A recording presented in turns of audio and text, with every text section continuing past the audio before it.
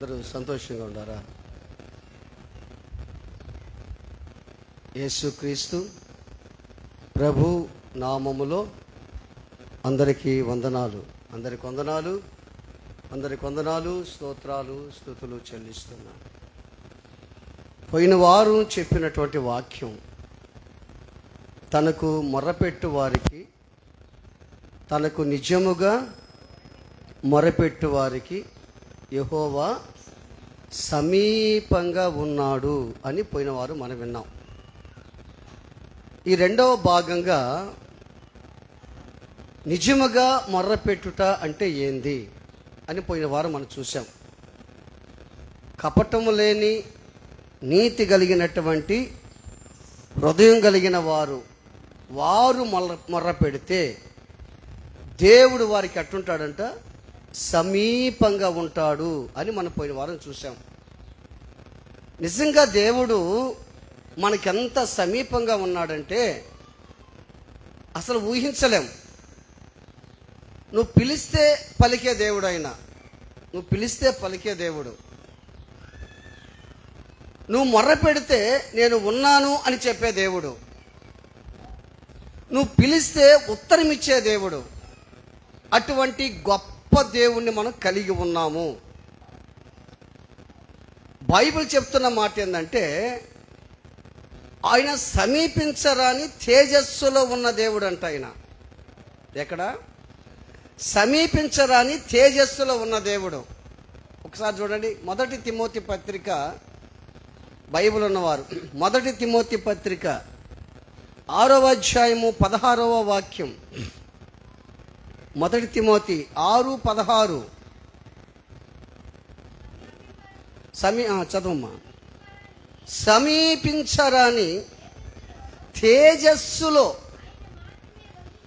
ఆయన మాత్రమే వసించుచు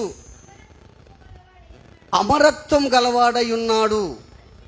మనుష్యులలో ఎవ్వడును ఆయనను చూడలేదు, ఎవ్వడను చూడనేరడు. అయితే మామూలుగా ఆలోచన చేస్తే సమీపించరాని, బాగా ఆలోచన చేయండి, సమీపించరాని తేజస్సులో ఆయన మాత్రమే ఉన్నాడు. ఆయన వెలుగై ఉన్న దేవుడు, తేజస్సు ప్రభావం కలిగినటువంటి దేవుడు. ఆయన ఎవరు కూడా చూడనేరడు దేవుణ్ణి. అటువంటి తేజస్సులో ఉన్న దేవుడు, తండ్రి కుడిపార్శ్వాన కూర్చొని ఉన్నటువంటి దేవుడు ఈ లోకానికి మహిమను విడిచిపెట్టి ఈ లోకానికి రిక్తునిగా, దరిద్రుడుగా తన్ను తాను తగ్గించుకొని మనల్ని ఆశీర్వదించేదానికి ఆ మహిమను విడిచిపెట్టి మన సమీపానికి వచ్చాడు దేవుడు. పాట కూడా పాడుతుంటాం కదా, సమీపించరాని తేజస్సులో నీవు వసించువాడవయ్యా, నా సమీపమునకు దిగి వచ్చినావు, నీ ప్రేమ వర్ణింపతరమా. మన సమీపానికి వచ్చాడు దేవుడు. ఆ సమీపానికి వచ్చినటువంటి దేవుడు భూలోకంలో ఎన్నో అద్భుతాలు చేశాడు, ఆశ్చర్యమైన కార్యాలు చేశాడు, ఎన్నో మహిమ కార్యాలు చేసిన దేవుడు. ఆయన శిలువ మరణం పొంది చనిపోయి 3వ దినాన లేచి మృత్యుంజయుడై ఆయన తండ్రి కుడిపార్శ్వాన్ని కూర్చొని, అంత మాత్రమే కాకుండా ఇంకా సమీపంగా ఉండేదానికి ఎవరిని పంపించాడు ఆయన? ఎవరిని పంపించాడు? పరిశుద్ధాత్మను పంపించాడు దేవుడు. ఆ పరిశుద్ధాత్మ నీలో ఉండును, నీతో ఉండును, నీ పైన ఉండును.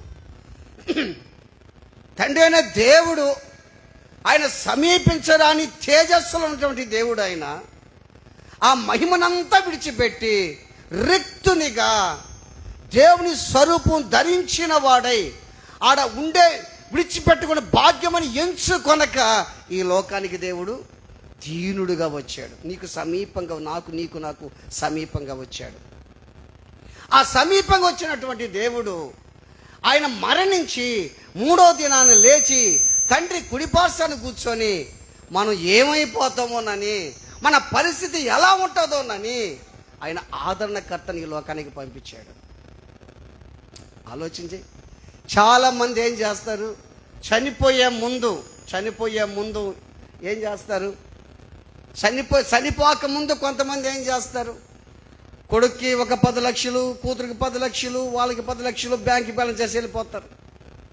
ఒకవేళ ఊపిరి ఉందనుకో, చనిపోయే ముందు ప్రాణం ఉందనుకో, పలానా నాకు ఇంత ఇవ్వాలరా, జాగ్రత్తగా తీసుకో, జాగ్రత్తగా ఉండండి, తొగులేసుకోబాకండి, ఆ పొలాలు బాగా చేసుకో చెప్పేసిపోతారు. కానీ దేవుడు చెప్పిన గొప్ప మాట ఏంటంటే, అంతకంటే వాళ్ళు నీకు వెండి బంగారాలు ఇస్తారు కానీ పరలోక రాజ్యాన్ని ఇవ్వలేరు. అంత చప్పలు కొట్టండి. వాళ్ళు నీకు వెండి బంగారాలు ఇస్తారు, ప్లాట్లు ఇస్తారు, చదువులు కూడా ఇస్తారు, కానీ నీకు మాత్రం ఆత్మీయత ఇవ్వలేరు, పరలోక రాజ్యాన్ని ఇవ్వలేరు వాళ్ళు. అది మన దేవుడు చేసిన పని. మనకు సమీపంగా దిగి వచ్చినాడు యేసుక్రీస్తు ప్రభు, పరిశుద్ధాత్మ దేవుడు నీకు నాకు సమీపంగా వచ్చినట్టుగా మనం చూస్తాం. ఆలోచించండి దేవుని బిడ్డలారా. దేవుని మనం వెతికితే దొరికే దేవుడు, మనం వెతికితే ఏంటంటారా దొరికే దేవుడు.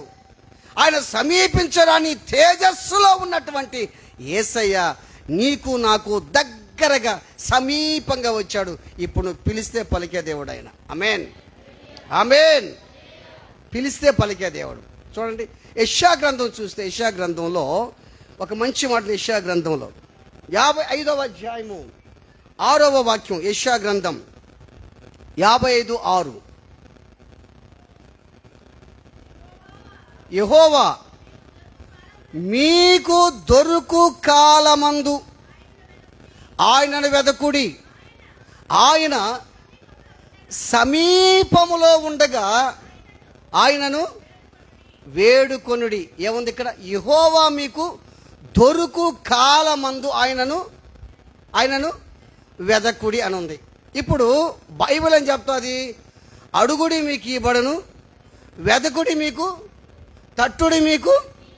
అంటే అడుగుతూ ఉండు, వెదుగుతూ ఉండు, తట్టుతూ ఉండు అని అర్థం గ్రీకు భాషలో.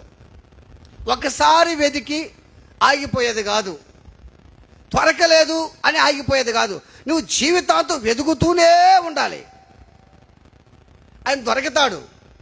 ఇప్పుడు సహజంగా మనం ఆలోచన చేస్తే ఒక వ్యక్తిని కలవాలనుకో, ఆ వ్యక్తి ఎప్పుడు మనతో మాట్లాడతాడు, ఎప్పుడు దొరకతాడు అని మనం ఆలోచన చేస్తాం. పక్కన వాళ్ళు ఏం చెప్తారంటే, ఉదయాన్నే 6 గంటలకు కానీ పోతే ఆయన దొరకతాడయ్యా. ఇవన్నీ మీకు తటస్థపడ్డాయి కదా చాలా సందర్భాల్లో. ఒక అధికారిని కలవాలనుకో, ఎప్పుడు వెళ్ళాలి? ఉదయాన్నే 6 కానీ పోతే ఉంటాడయ్యా. 7 కానీ అయితే ఉండడానికి వెళ్ళిపోతాడు. మరలా ఎప్పుడు వస్తాడు? రాత్రి 10:30 అవ్వచ్చు, 11 అవ్వచ్చు. ఒక్కోసారి వాళ్ళు ఎప్పుడు వస్తారో కూడా తెలియదయ్యా. ఆ టయాన్ని బట్టి ఉదయాన్నే 6 గంటలకి ఆ వ్యక్తిని కలిసేదానికి పోతాం. ఎందుకు? దొరకతాడని. అంతేనా? అంతే కదా, దొరకతాడని పోతాం. నువ్వు వెళ్ళే లోపల ఆ వ్యక్తి దగ్గర చాలా మంది కూర్చో ఉంటారు, మాట్లాడుతుంటారు ఆ వ్యక్తితో. ఎందుకు? వాళ్ళు కూడా అవసరమే, ఆ అధికారి వాళ్ళు కూడా అవసరమే. నువ్వేం చేస్తావు? నువ్వు సూరమంటావు. ఆ వ్యక్తి నీకు దొరకాలంటే, ఆ వ్యక్తి దగ్గర తరచుగా వెళ్తావు నువ్వు. ఆ వ్యక్తి నీకు దొరకాలి, ఆ వ్యక్తితో నువ్వు మాట్లాడాలని. అందుకే బైబిల్ ఏం చెప్తుంది? యెహోవా మీకు దొరుకు కాలమందు ఆయనను మీరు వెతకండి. అది దేవుడు ఎప్పుడు దొరకతాడు? మనుషులు దొరక్కపోవచ్చు, మనుషులు చిక్కకపోవచ్చు. నువ్వు ఎవరైతే ప్రేమిస్తావు దొరకండి నీకు. ఇప్పుడే వస్తుంటే వెళ్ళిపోతాడు వాడు. కానీ దేవుడు ఎప్పుడు దొరకతాడు? చెప్పండి, ఎప్పుడు దొరకతాడు? చెప్పాలా?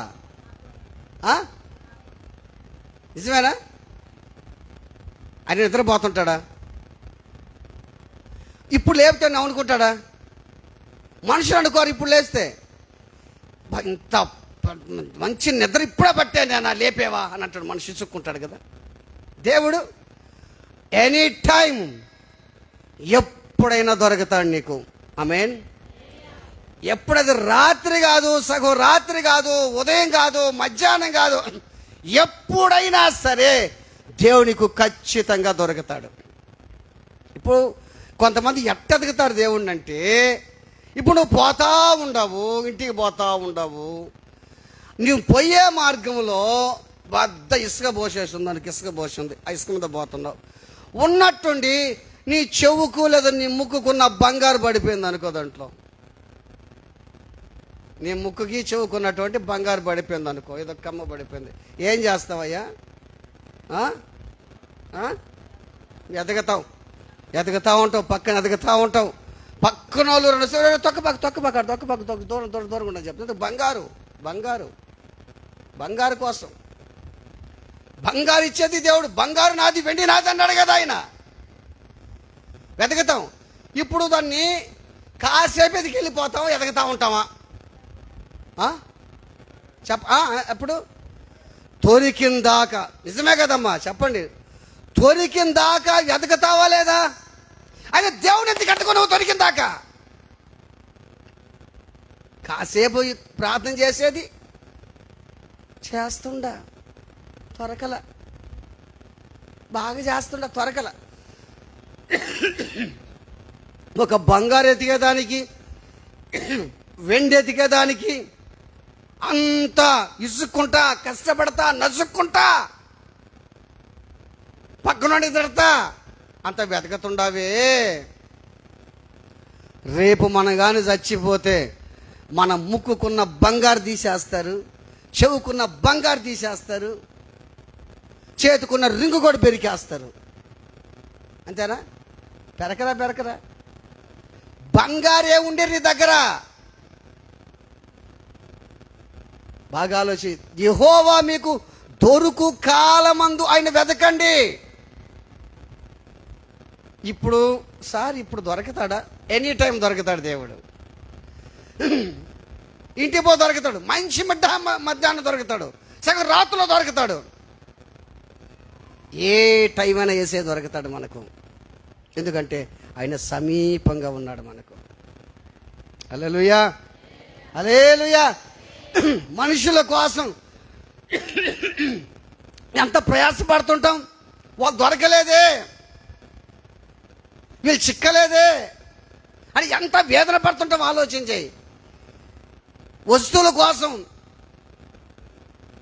ఎవడన్నా డబ్బులు ఇస్తానన్నాడు, రేపురా ఇస్తానన్నాడు, తిరగమా. ఈ చర్చి కట్టేటప్పుడు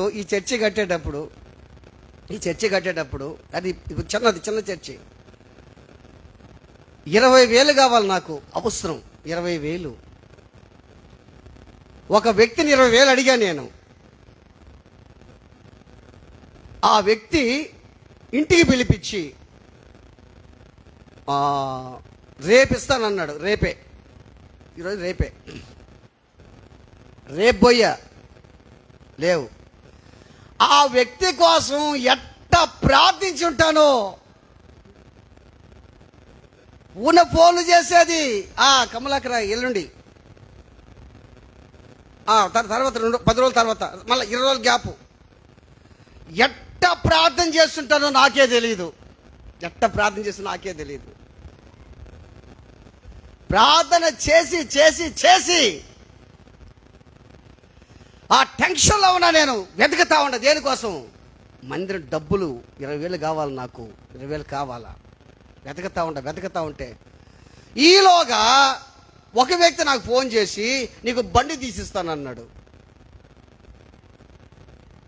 ఇప్పుడు నాకున్న పాత బండి, నేనుండి నాకు బండి వద్దు, నాకు డబ్బులు కావాలి, ఇప్పుడు చర్చి కట్టాలి.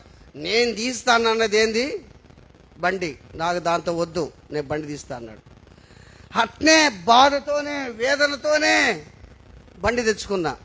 మళ్ళా ప్రార్థన చేస్తే ఆ వ్యక్తి వచ్చిన రూపాయలు 20,000 ఇచ్చాడు మళ్ళీ నాకు బండి, చర్చి కోసం. Praise the lord. నేను ఒకరి కోసం ప్రార్థన చేశా, ఒకరి కోసం విజ్ఞాపన చేశా. నీ విషయంలో చాలా సందర్భాల్లో జరిగి ఉండొచ్చేమో. పలాని వ్యక్తి నేను ఇస్తానని చెప్తుంటాడు, ఆ వ్యక్తి ఈడు. అసలు ఊహించని వ్యక్తి వచ్చి నీ దగ్గర నీకు ఇచ్చిపోతాడు, దేవుడు ప్రేరేపిస్తాడు. ఆలోచించండి. కొన్ని సందర్భాల్లో ఎట్ట వెతకుతుంటామో అంత వెతకుతున్నావే.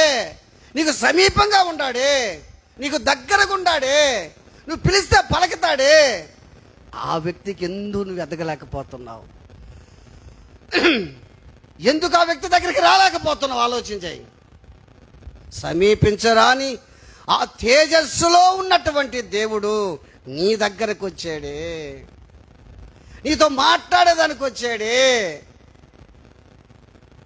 ఎంత నువ్వు మాట్లాడుతున్నావు అసలు? ఆలోచించు, నువ్వు అసలు ఆయనతో మాట్లాడుతున్నావా? ఎప్పుడు మాట్లాడతావు ఆయనతో? నువ్వు ఏ టైం మాట్లాడతావు ఆయనతో? నువ్వు ఆలోచించి. ఎప్పుడూ అవసరమైతేనే మాట్లాడతావు. అదే మనిషి అయితే ఏమనుకుంటాడు? అవసరంతో మనిషితో మాట్లాడు. మనిషి ఏమంటాడు? ఇప్పుడు మన అవసరం కాబట్టి మనతో మాట్లాడుతున్నాడు. అంతకుముందు మనతో మాట్లాడేది లేదు ఈయన, ఇవి మనతో మాట్లాడుతూ ఇప్పుడు మన అవసరం కాబట్టి మాట్లాడుతున్నాడు అని మనిషి అనుకుంటాడు. కానీ దేవుడు మాత్రం అనుకోడు ఆయన. నా ప్రియమైన దేవుని బిడ్డలారా, ఆలోచించి, ఆయన సమీపించరాని తేజస్సులో ఉన్నటువంటి దేవుడు నీ సమీపానికి వచ్చాడు. ఆయన నీకున్న సమస్యల నుంచి విడుదల కలిగించేదానికి వచ్చాడు దేవుడు. యెహోవా మీకు దొరుకు కాలమంది ఆయన మీరు వెతకండి, ఆయన సమీపంలో ఉండగా వేడుకోండి. ఇప్పుడు అంటాడు ఆయన, వేడుకుంటుండవా నువ్వు? ప్రార్థన చేస్తుండవా నువ్వు? విజ్ఞాపన చేస్తుండవా నువ్వు? ఆలోచన చేయి, దేవుణ్ణి అడుగు, ప్రార్థన చేయి దేవునికి.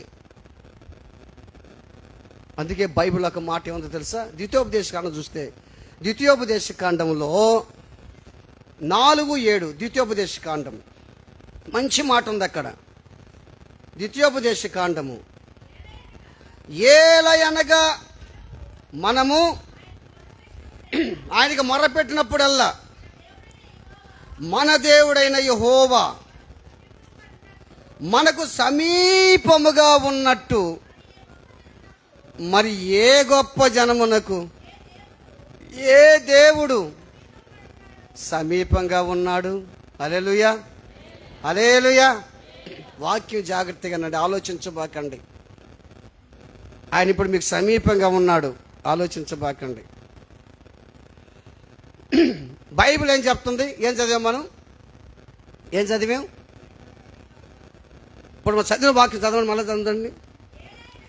ఏలయనగా మనము బాగా ఆయనకు మొర్ర పెట్టినప్పుడల్లా మన దేవుడైన యెహోవా మనకు సమీపంగా ఉన్నట్టు మరి ఏ గొప్ప జనమునకు ఏ దేవుడు సమీపంగా ఉన్నాడు. ఆలోచించాయి. ఇశ్రాయేలు గురించి మాట మాట్లాడుతున్నాడు దేవుడు. ప్రపంచంలో ఉన్నటువంటి 256 దేశాలు ఉన్నాయి. ఆ 256 దేశాలలో ఆయన ఎన్నుకున్న దేశం ఏంది? చెప్పండి, ఏంది? ఇజ్రాయెల్ దేశం. ఇజ్రాయెల్ దేశం. ఆ ఇజ్రాయెల్ దేశాన్ని దేవుడు ఎన్నుకొని వాళ్ళకు వాగ్దానం చేసి ఎర్ర సముద్రం దాటించి మన్నాను కురిపించి పూరేడు పిట్టలు కురిపించి ఎన్నో అద్భుతమైన కార్యాలు చేసి ఎరుకో గోడలను కూల్చివేసి ఎన్నెన్నో కార్యాలు చేశారు. వాళ్ళకి సమీపంగా ఉన్నటువంటి దేవుడు. వాళ్ళు మొర్ర పెడితే నేను ఉన్నానని చెప్పే దేవుడు. ఇజ్రాయెల్ దేశం గొప్ప దేశం, గొప్ప దేశం. ఈరోజు గొప్ప దేశం ఏంది తెలుసా? ప్రపంచంలో 256 దేశాలు ఉన్నాయే. ఇజ్రాయెల్ దేశాన్ని దేవుడు ప్రేమించాడు కదా. ఏ దేశానికి ఏ దేవుడు గొప్ప దేవుడుగా ఉన్నాడో ఆలోచన చేయండి. అటువంటి దేశానికి దేవుడు గొప్ప జనంగా చేశాడు దేవుడు ఆ దేశాన్ని. ఈ రోజున ఆలోచన చేస్తే, ఈ రోజున ఎవరు తెలుసా గొప్ప జనం? ఎవరు గొప్ప జనం? నువ్వే గొప్ప జనం. ప్రైజ్ ది లార్డ్, హల్లెలూయా. ఇజ్రాయేలీలు దేవుని బిడ్డలు. ఎవరు? దేవుని బిడ్డలు. కోపం వస్తే దేవుడు వాళ్ళని కొడతాడు, తిడతాడు, వాళ్ళ గురించి బాధపడతాడు. సందర్భాలు ఉన్నాయి కదా బైబిల్లో. వాళ్ళ గురించి బాధపడతాడు, తిడతాడు, కొడతాడు కూడా వాళ్ళని. మళ్ళా వాళ్ళు, అయ్యా మమ్మల్ని క్షమించయ్యా. వాళ్ళ పశ్చాత్తాపం చాలా గొప్పదమ్మా, మన పశ్చాత్తాపం గొప్పది కాదు. మమ్మల్ని క్షమించయ్యా అని మళ్ళీ అంటారు వాళ్ళు. అటువంటి దేవుడు ఆయన చెప్తున్న మాట గొప్ప మాట. మరి ఏ గొప్ప జనమునకు ఏ దేవుడు సమీపముగా ఉన్నాడు? ఏ గొప్ప జనానికి ఉన్నాడు ఆయన? ఆ గొప్ప జనాన్ని ఎన్నుకున్నాడు. ఈ రోజున గొప్ప జనం ఎవరంటే నువ్వే గొప్ప జనం. నువ్వే గొప్ప జనం. నువ్వు ఎట్ట గొప్ప జనంగా మార్చబడ్డావు తెలుసా? యేసు రక్తం చేత నువ్వు కడగబడ్డావు కాబట్టి, నీతిమంతురాలుగా మార్చబడ్డావు కాబట్టి నువ్వు గొప్ప జనంగా చేశాడు దేవుడు నిన్ను. నువ్వు గొప్ప జనంగా ఉండలేకపోతున్నావు. దేవుడు చెప్పిన మాటలు నువ్వు గొప్ప జనంగా ఉండమ్మా, నువ్వు గొప్ప వ్యక్తిగా ఉండమ్మా, నువ్వు గొప్పవాడుగా ఉన్నట్టు ఉండలేకపోతున్నావే. ఆ వాగ్దానం నువ్వు సంతరించుకోలేకపోతున్నావే. దేవుడు అబ్రహాముతో ఏం చెప్పాడు? నేను నిన్ను గొప్ప జనముగా చేస్తాను చెప్పాడా అబ్రహాముతో? అబ్రహాము, నేను నిన్ను గొప్ప జనంగా చేస్తానయ్యా. అబ్రహాముని పిలిచాడు దేవుడు. అబ్రహాము దేవుని మీద విశ్వాసం ఉంచాడు, దేవుని నమ్మాడు కాబట్టి గొప్ప జనంగా చేస్తానని చెప్పి ఏమన్నాడంటే, నీవు ఆశీర్వాదముగా ఉంటావని అన్నాడు అబ్రహాముతోటి. ఇప్పుడు ఈరోజు ఎట్టుండాలి తెలుసా? దేవుని రక్తం చేత కడగబడిన నువ్వు, సజీవుడైన క్రీస్తు పరిచర్య విశ్వాసమైన నువ్వు గొప్ప జనముగా ఉండాలి. రెండవది, నువ్వు ఆశీర్వాదముగా ఉండాలి. నువ్వు నిలబడితే నిజముగా ఆశీర్వదించబడిన వ్యక్తి ఈయనరని అనాలి ప్రజలు. ఇల్లులుంటే, ఫ్లాట్లుంటే, డబ్బుంటే ధనవంతుల సంగతి చెప్తాం లేదు. చాలా సందర్భాలు చెప్తుంటా మీకు. అనుకుంటే దేవుడు మీకు ఇస్తాడని కూడా చెప్తుంటా నేను. కానీ దేవునికి నమ్మకంగా జీవించి ఆయన మార్గాల్లో నడిస్తే నీవే గొప్ప జనము. ప్రజలు చూసి నిజంగా ఆ అక్క ఎంత భక్తి పరిరాలో, చాలా నిజంగా బ్లెస్ చేయబడిన వ్యక్తి అయ్యా, ఆమె ఈయన బ్లెస్ చేయబడిన వ్యక్తి అయ్యా అని చెప్పుకోవాలి. నీ గురించి చెప్పుకోవాలి. అబ్రహాముతో చెప్పిన మాట ఏం తెలుసా? నీవు ఆశీర్వాదముగా ఉండు అబ్రహాము అని అన్నాడు. చూడండి దాన్ని ఒకసారి. నిర్గమకాండం 12వ అధ్యాయము, క్షమించండి, ఆదికాండము 12వ అధ్యాయము 2వ వాక్యం.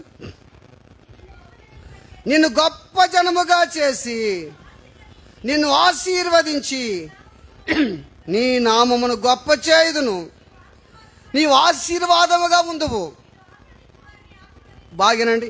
నిన్ను ఆశీర్వదించు వారిని నేను ఆశీర్వదిస్తాను. బాగా గుర్తుపెట్టుకోండి అమ్మా. యేసు రక్తం చేత నువ్వు నిజంగా కడగబడి ఉంటే నీకు నిందలు, శ్రమలు వస్తాయి.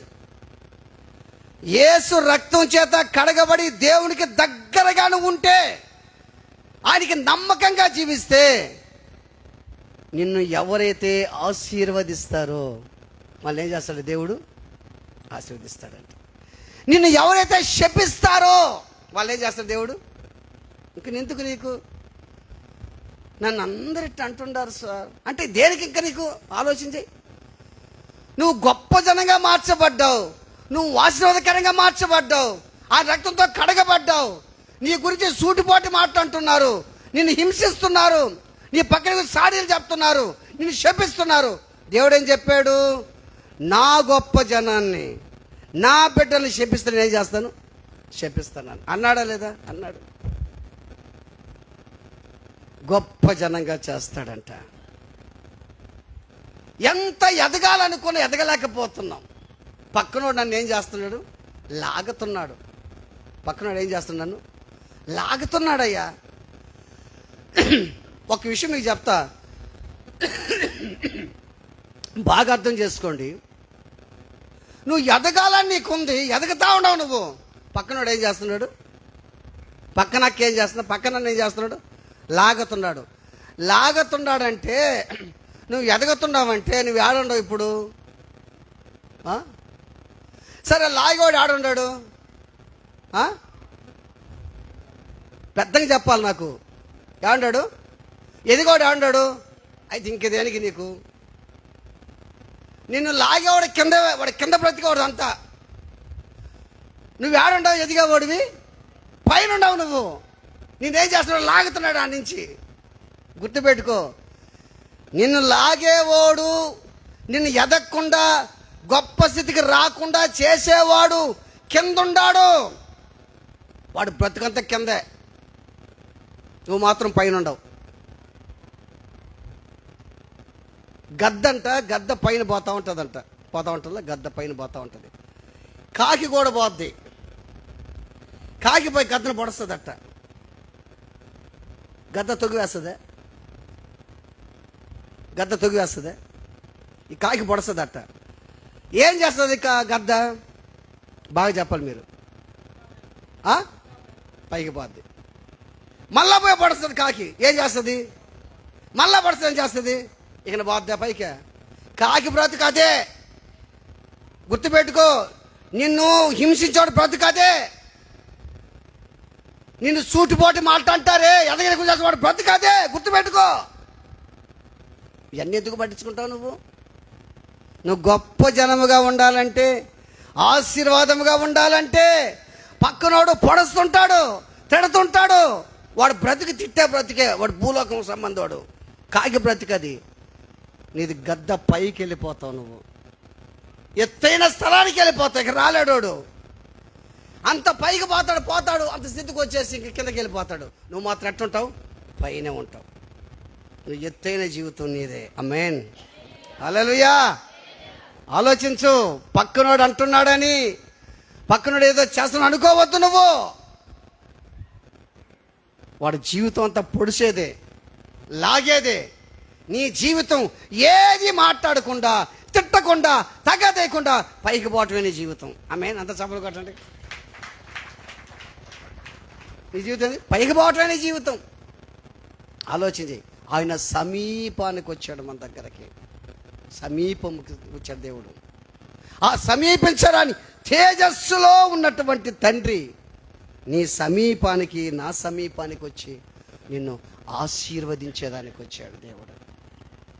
ఇప్పుడు బాగా గుర్తుపెట్టుకోండి, యేసు ప్రభు మనకి ఎక్కడ ఉన్నాడు? ఇప్పుడేం చెప్తున్నాడు మీకు? ఎక్కడున్నాడు? సాతాను దూరంగా అంత అల్లూరు అంత దూరం ఉన్నాడా? వాడు కూడా సమీపంగానే ఉన్నాడు. యేసయ్య మనకు సమీపంగా ఉంటే వాడు కూడా సమీపంగా ఉన్నాడు. ఇప్పుడు ఒక ఎగ్జాంపుల్ చెప్తాను మీకు. ఏదేను తోటలో ఆదాము అవ్వలు ఉన్నారు. మొదటి ఆదాము అవ్వలు ఉన్నారు. ఆదాము అవ్వలకి దేవుడు ప్రతిరోజు చల్లపూటను వచ్చేది, వాళ్ళతో మాట్లాడక సమీపంగా ఉండేవాడు. పలానా పండు తినొద్దని చెప్పాడు. ఆ ఏదేను తోటలో ఎవరున్నారు? సాతానుడు ఉన్నాడు. అన్ని జంతువులు ఉన్నాయి అక్కడ. ఏది కూడా సాతాను మాట వెనక పాము విన్నది. ఏదేను తోట ఒక సంఘం, గుర్తుపెట్టుకోండి. ఆ సంఘములో ఎవ్వరు కూడా సాతాను మాట వినలా, ఒక్కరే విన్నారు. ఎవరోళ్ళు? పాము విన్నది. పాములో ప్రవేశించినటువంటి సాతానుడు లేనిపోని మాటలు చెప్పి దేవునికి సమీపంగా లేకుండా చేసేదానికి వాడు ప్లాన్. ఇప్పుడు గుర్తుపెట్టుకోండి, నీవు దేవుని రక్తం చేత కడగబడితే, ఆత్మీయత సంతరించుకుంటే, దేవుడితో నువ్వు మాట్లాడుతుంటే వాడు ఓర్చుకోలేడు. దేవుడు మంచి మాటలు చెప్తే ఈ కాదు ఈ మాటలు అని చెప్తాడు. అవి చేయొచ్చు ఈ చేయొచ్చు అని చెప్తాడు. పాస్టర్ చెప్తుంటాడే, ఆయనకే రోజు బోధిస్తుంటాడు కదా, ఆయనకేమి? మనకు కాదా? మన కష్టానికి బాదు, మనకేమి? నువ్వు ఆ మాట వినబాకు. సాతాను నిన్ను ఆ సహవాసం నుంచి, ఆ సమీపం లేకుండా చేసేదానికి సాతాను ప్లాన్. అరే నాయన పండు తినబాకండి అంటే సాతాను వచ్చి, అవ్వా మీరు ఆ పండుగని తింటే ఎట్టయిపోతారు? దేవదూతలు అయిపోతారవ్వా. అవ్వా మీరు ఎగరుతుంటే పైకి పోతారవ్వా. అబ్బా మిమ్మల్ని చూస్తే దేవుడికి కుల్లవా చెప్తా. ఆయనకి కుళ్ళు, ఈయనకి కుళ్ళు. అయ్యా మీరు బాగుండండి అని చెప్పాడు దేవుడు. ఏదో తోట మీదని అన్నాడు, సంఘం మీదని అన్నాడు. ఈ సంఘం మీదే, ఈ తోట మీదని చెప్తే సంఘంలో నుంచి బయటకు వచ్చేసారు. దేవుడు సమీపంగా ఉంటే సాతాను కూడా ఎట్టొచ్చాడు? సమీపంగా వచ్చాడు. ఇప్పుడు చూడండి మత్తయి వార్త, చూడండి మత్తయి వార్త చివరిగా మనం ముగిచేస్తాం. మత్తయి వార్త 26వ అధ్యాయము 46వ వాక్యం. లెండి వెళ్ళుదము, ఇదిగో నన్ను అప్పగించువాడు సమీపించి ఉన్నాడని వారితో చెప్పాను. ఇప్పుడు బాగా ఆలోచించి, యేసు ప్రభు గెత్సెమనే తోటలో ప్రార్థన చేస్తూ ఉంటే బాగా ప్రార్థన చేసి శిష్యులు నిద్రపోయారు. ఇది మీరు పడుకోండి, నిద్రపోండి అని చెప్పాడు. ఏం చెప్పాడు యేసు శిష్యులకి? లెండి కనా, లెండి, నన్ను అప్పగించేవాడు సమీపించి ఉన్నాడు. ఇప్పుడు బాగా గుర్తుపెట్టుకో, ఏదేను తోటలో బాగానండి, ఏదేను తోటలో అన్ని జంతువులుంటే ఏ జంతువు ఆయన మాట అనకపోతే ఒక పాము సాతాను మాట విన్నాడు. ఒక పాము విన్నాడు. యేసు ప్రభుకి 12 మంది శిష్యులు ఎవరున్నారు? సాతాను మాట ఒక్కడున్నాడు. ఈరోజు ఎలా ఉంది నీ జీవితం? సంఘం పాడేదానికి ఒక్కడు చాలదా? ఇన్ని పాలలో అంత ఏంటది మజ్జిగ చేవని అంటారు కదండి, అంత చాలదా? అది పెరిగైపోయేదానికి ఎట్టుండవు నువ్వు? పాలుగానే ఉండు. పాలల్లో మజ్జిగ ఉండబాకు. ఉంటే మజ్జిగ ఉండాలంటే పాలుగా ఉండు, అంతే. పాలుగా ఉండాలి నువ్వు. ఆలోచించి, యేసుక్రీస్తు ప్రభుని అమ్మేదానికి సిద్ధపడ్డాడు. యేసు ప్రభుకి సమీపంగా ఉన్నాడు. యేసయ్య ప్రార్థన చేస్తుంటే వాడు యాడు కాసుకో ఉన్నాడు, తిరుగుతూ ఉన్నాడు. ఎవరు? యోధ. యాడుంటాడు ఈయన ఆడుంటాడు. గుర్తుపెట్టుకో, నీ కోసం సాతాను తిరుగుతున్నాడు. అబ్బో చర్చి లోపల పని చేస్తున్నాడయ్యో, అబ్బో చర్చి లోపల పాడుతున్నాడయ్యో, వాక్యం బాగా చదువుతున్నాడయ్యో, బాగా భలే ఉన్నాడో, యాక్టివ్గా ఉన్నాడో, నీకోసం తిరుగుతున్నాడు. గుర్తుపెట్టుకో, తిరుగుతున్నాడు. నీకు సమీపానికి వస్తున్నాడు. కారణం తెలుసా? మందిరంలో నుంచి, ఏదేను తోటలో నుంచి నేను దూరపరిచేదానికి. లేనిపోని మాటలు, సేవకుడు చెప్పే మాటల కంటే కూడా కుసరేసి ఇంకో మాటలు. ప్రతి వారు ఆయనకి ఏమి చెప్తుంటాడు, ప్రతి వారు ఆడబోతాం మనం ఏం పర్లేదు, వచ్చి వారం బదులు కానీ గమ్ముండు, ఈ సైతం చెప్తుంది. దేవుడు ఏమంటాడు? యేసు ఏమంటాడు? నా మందానికి రండి అంటున్నాడు దేవుడు. పరిశుద్ధంగా జీవించండి చెప్తున్నాడు దేవుడు. ఎన్నెన్ని ప్రయత్నాలు చేస్తున్నాడు సాతానుడు. ఆలోచించాయి, ఎన్ని ప్రయత్నాలు చేస్తున్నాడు. ఎందుకు తెలుసా? దేవుని సమీపంలో ఉన్న నిన్ను చెదరగొట్టేదానికి, వాడు సమీపంగా చేసుకునేదానికి, వాడు దగ్గరగా చేసుకునేదానికి. యేసు ప్రభు మొదటి ఆదాము అయినటువంటి ఆత్మీయంగా చచ్చిపోతే, రెండవ ఆదామైనటువంటి యేసుక్రీస్తు ప్రభు శిలువ మరణం పొంది 3వ దినాన లేచి మన కోసం రాబోతున్నాడు. ఆయన రెండవ ఆదాము. బాగా గుర్తుపెట్టుకోండి. యోధ అనుకున్నాడు, అప్పగించేసాను అనుకున్నాడు. సాతాను అనుకున్న పని అయిపోయింది అనుకున్నాడు. అప్పుడే ప్రారంభించబడింది పని. ఆమేన్. అప్పుడే ప్రారంభించబడింది. ఈరోజున అనుకోవచ్చు, సాతాను నిన్ను పడగొట్టేదానికి వస్తున్నాడు నీ దగ్గరకి. వాక్యం చదవనీయకుండా, ప్రార్థన చేయనీయకుండా, చెప్పిన వాక్యం జ్ఞాపకం లేకుండా, ఒక్కో సందర్భంలో మందిరం మీద మనసు లేకుండా, ఒక్కో సందర్భంలో పరిశుద్ధంగా జీవించనీయకుండా నిన్ను గందరగోళంగా క్రియేట్ చేస్తున్నాడు వాడు. దేవుని బిడ్డలారా ఆలోచించే. యేసు ప్రభు అంటున్నాడు, ప్రార్థన చేసి లెండి, నన్ను అప్పగించేవాడు వస్తున్నాడు, సమీపించి ఉన్నాడు. అదేవిధంగా ఈ రోజున సాతాను ఎట్టున్నాడు? నీకు ఎట్టున్నాడు? సమీపంలో ఉన్నాడమ్మా. అయ్యా నీకు సమీపంలో ఉన్నాడు, జాగ్రత్త. రోగాలతో సమస్యలతో సతమతం చేస్తుండే సమీపంగా ఉన్నాడు. నీకు రోగాలు పెట్టి దేవుని నుంచి పడగొట్టేదానికి వాడు మాట వినకుండా దేవుని మాటకు లోబడదాం, దేవునికి నమ్మకంగా జీవిద్దాం. ఆయన మనకు సమీపంగా ఉన్నాడు. అటువంటి దేవుణ్ణి వేడుకుందాం. యెహోవా దొరుకు కాలమందు ఆయన వెతకండి, ఆయన సమీపంగా ఉన్న ఆయన మీరు వేడుకోండి అన్నాడు. ఇప్పుడు మనం వేడుకుందాం, ఆయనే మన జీవితాలు జ్ఞాపకం చేసుకుంటాడు. ప్రార్థన చేసుకుందాం, తల్ల వంచుదాం, కళ్ళు మూసుకుందాం. అందరూ పైకి నిలబడదాం. అందరూ పైకి